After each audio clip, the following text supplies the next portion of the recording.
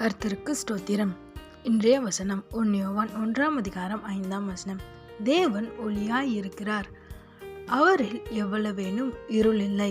1 யோவான் 1:5. தேவன் ஒளியாய் இருக்கிறார், அவரில் எவ்வளவேனும் இருள் இல்லை. இந்த வசனம் ரொம்ப அழகா சொல்லுது. நம்ம ஏசப்பா ஒளியா இருக்கிறாரா? ஆமென். அவர்கிட்ட இருள்ன்றது ஒண்ணுமே இல்லையா. நம்மளும் எப்படி இருக்கணும் அப்படின்னா அவரை போல இருக்கணும். ஆமென். ஒளியின் பிள்ளைகளாக நம்ம இருக்கணும். மற்றவங்களுக்கு உதவுறவங்களா, மற்றவங்களை நேசிக்கிறவங்களா. ஏசப்பா எவ்வளோ ஒளியாக இருந்தார், எவ்வளோ நன்மை செய்தார், எவ்வளோ அன்பு காட்டினார், அதே மாதிரி நம்மளும் இருக்கணும். அந்த மாதிரி நம்ம இருக்கும்போது ஏசப்பா ரொம்ப சந்தோஷப்படுவார். ஆமென்.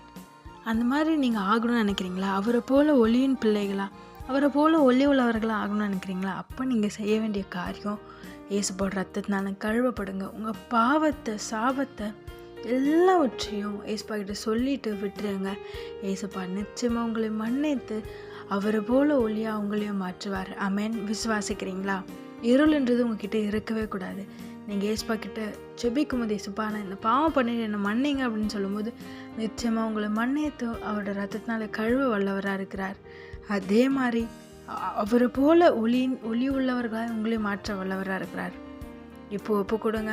மற்றவங்களுக்கு ஆசீர்வாதமானவங்களாகவும் மற்றவங்களை நல்பாதையில் நடத்துகிறவங்களாகவும் நம்ம இருக்கணும்.